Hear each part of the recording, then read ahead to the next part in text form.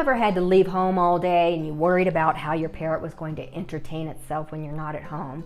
You know, parrots can get very bored very quickly because they're so intelligent and they're so active, and so they need to learn skills to entertain themselves. Now, in the wild, parrots learn how to entertain themselves and carry about doing natural parrot behaviors from their mom and dad. But as parrot caretakers, it's our responsibility to teach our birds these natural parrot behaviors that will actually provide our bird a relief from boredom and a way to entertain themselves and keep busy when we're not at home with it. So before I get to my talk, I want to introduce myself. I'm Diane Burrows, and I'm a licensed psychotherapist and a behaviorist by training. I've been in private practice and worked in psych hospitals, but a number of years ago I got parrot fever really bad and acquired some birds, and I really wanted to make sure that I was doing everything right for them. And so I developed a website called BirdSupplies.com, which has evolved over the years, but currently focuses solely on science-backed parrot wellness. So I manufacture a range of parrot supplements to improve their birds' health and well-being, educational resources like the book behind me, the Feather Plucking Workbook, and I specialize in feather plucking birds that become nervous or bored or even maybe health compromised, and they develop this habit of plucking out their own feathers.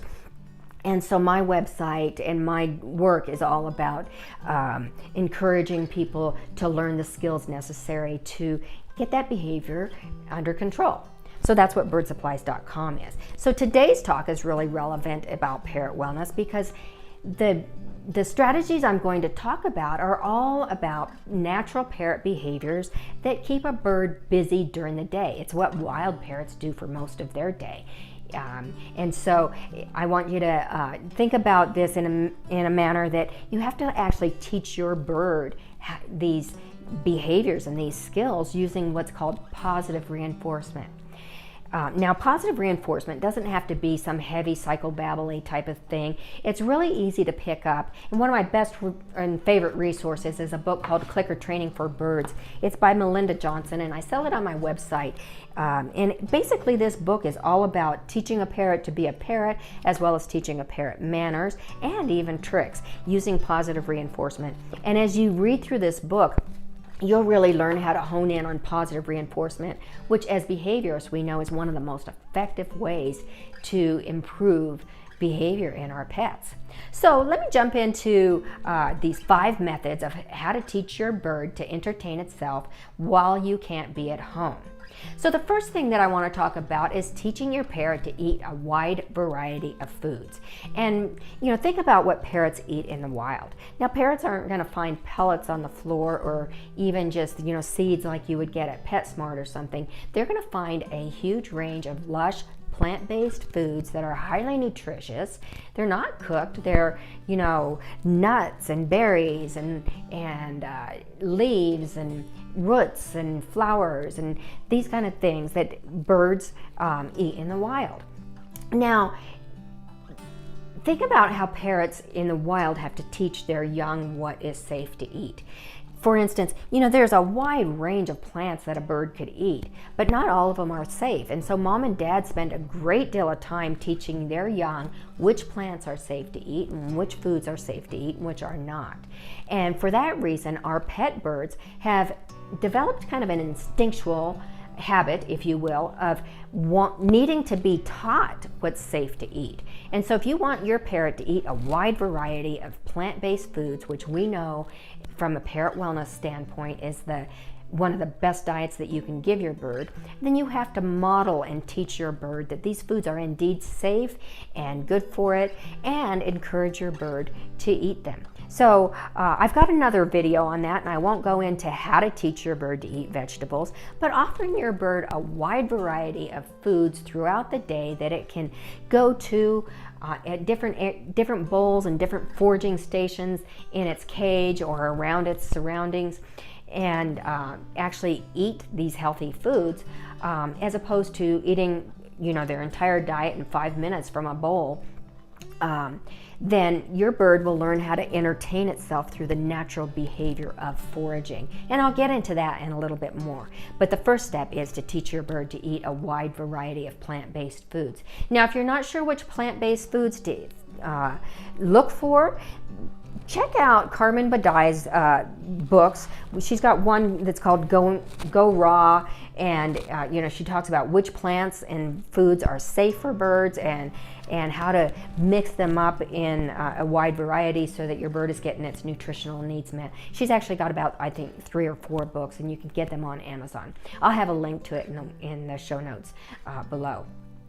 Now, the second thing that you're going to want to do to teach your bird to entertain itself when you can't be at home is to supply it with a range of fun, entertaining bird toys. And, birds, they're very busy, they're very intelligent, but they also have, the instinctual need to chew and manipulate things and figure things out and problem solve.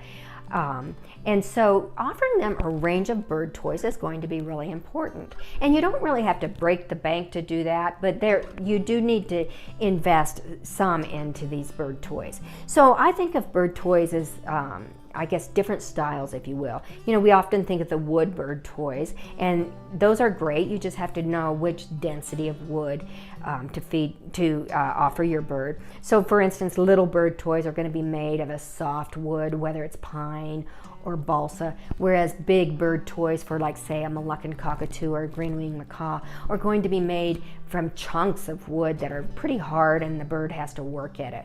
And the birds, they get that in the wild. That's how birds trim their beak naturally, is chewing on wood.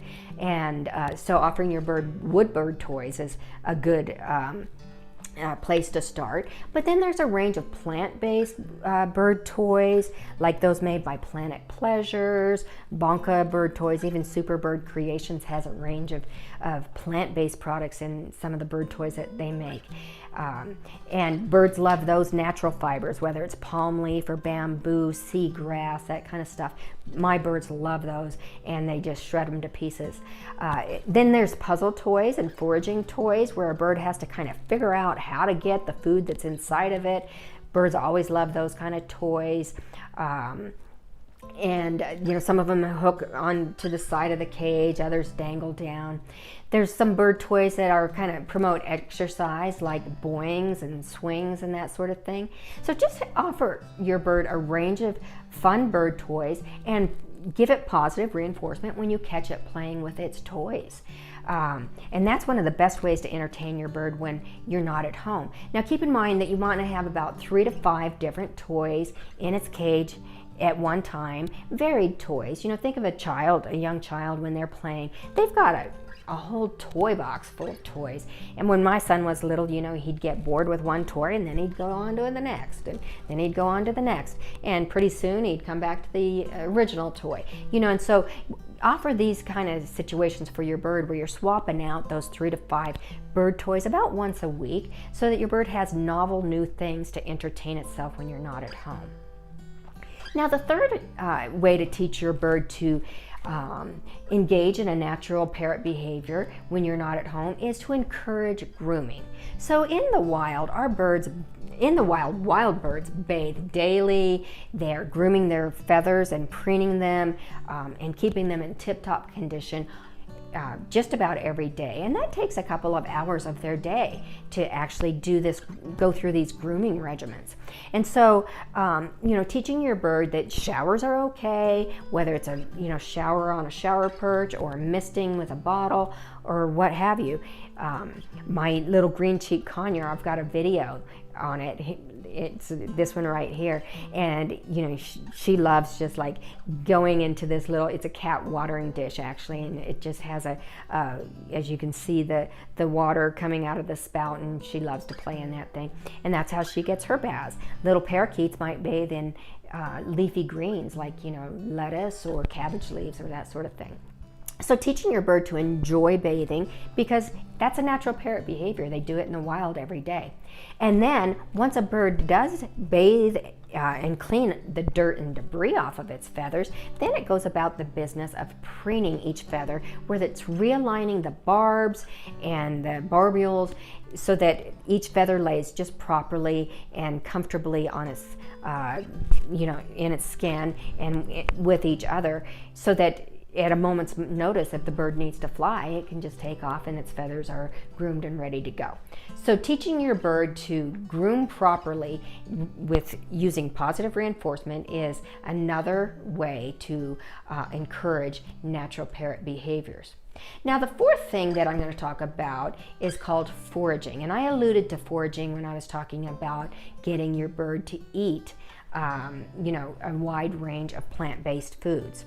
One thing I didn't mention when I was talking about the foods is that, about 40 to 50% of the diet needs to be a premium pellet like Rowdy Bush, Harrison's, or Tops pellets, and then the other 40 to 60% needs to be these plant-based foods. The wider the variety that you can get your bird to eat, the more nutritional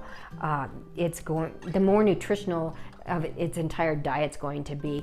And we know that a lot of vitamins, need other minerals and vitamins in order to really properly synthesize in the body. And so, by feeding a huge range of foods, then you're ensured that your bird is getting its proper nutrition.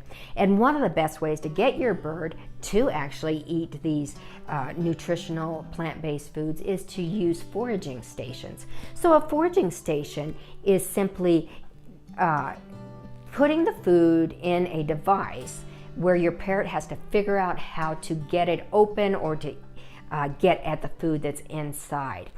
I've got a book on teaching your bird how to forage. So you start off with pretty simple tasks, like for instance, maybe putting the food in a clear ball that the bird can get at, and it knows it has to reach inside to get the food. But then you can work up even to more complex tasks where your bird has to actually problem solve and figure out how it's going to chew through, say, a box or open a lid in order to get at the food that's inside. So, consider getting a couple of foraging toys, like puzzle toys. Paradise Featherland makes a good range of them, but most bird toy manufacturers realize the importance of foraging and have developed a line of foraging toys that you can hang throughout your bird's living area, whether your bird stays inside of its cage when you're gone, or if you have a bird room like I have, where I have kind of an open door policy and my birds can go in the cage, climb on top of the cage, get at a bird stand that has different foraging stations on it, so that there's a number of stations, if you will, that the bird can go to actually forage for some of its foods throughout the day while I can't be at home. So foraging is a great activity to teach your bird. It's a great way for your bird to entertain itself, to ward off boredom, as well as provide for its nutritional status, so that you have a happier, healthier bird overall. And finally, you're going to want to teach your bird how to exercise. So it's easy for a caged bird to kind of just perch all day long and turn into what you might call a perch potato. But the more exercise that your bird gets, the better its health is going to be, and its mental health as well.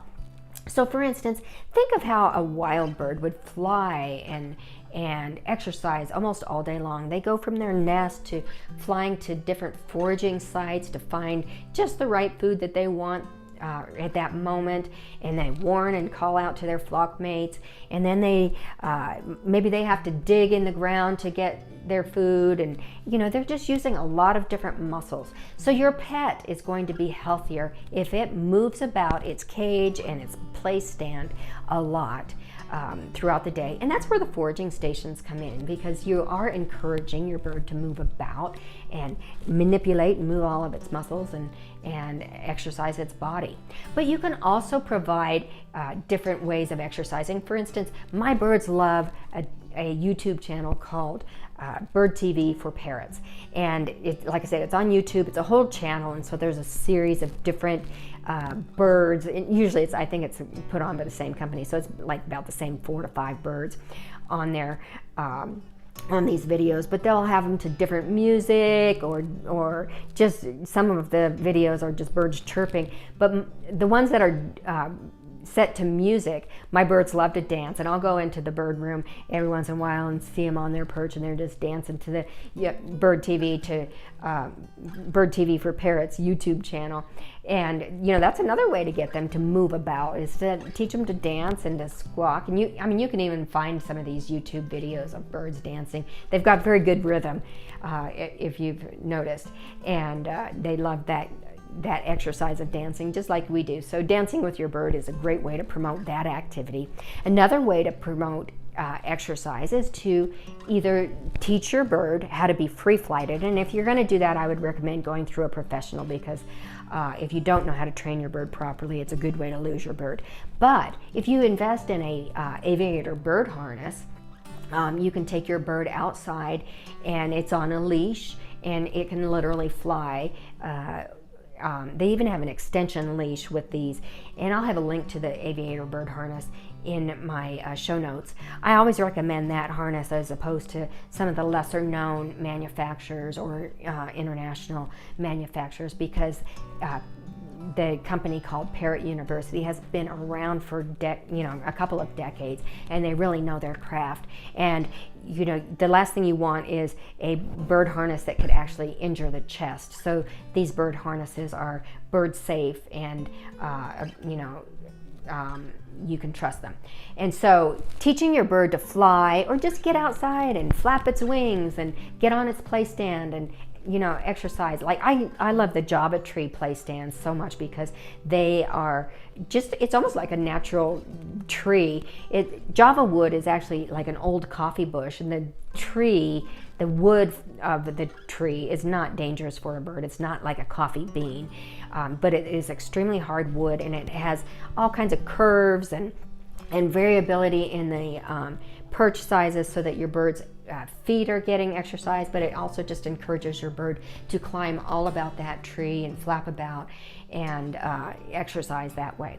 So if you're feeding your bird a varied diet, you're offering it a lot of toys, you're encouraging healthy, normal grooming, you're promoting foraging activities and promoting exercise, you're doing a lot of the things that are necessary for parrot wellness, and your parrot is going to feel emotionally and physically good. And not only are you warding off parrot boredom, and you're teaching your bird to entertain itself when you're not at home, but you're also promoting natural parrot health. So I hope today's talk was helpful. Check out the show notes for any links to products that I've talked about, and leave your comments. If you loved this video, please give me a thumbs up, and please consider subscribing to my channel. The more people that subscribe, then the more I'm kind of motivated to put out these educational videos that help my customers really just offer the most optimum parrot care that they can to their birds. So thanks again, and until next time, we'll talk to you later. Bye-bye.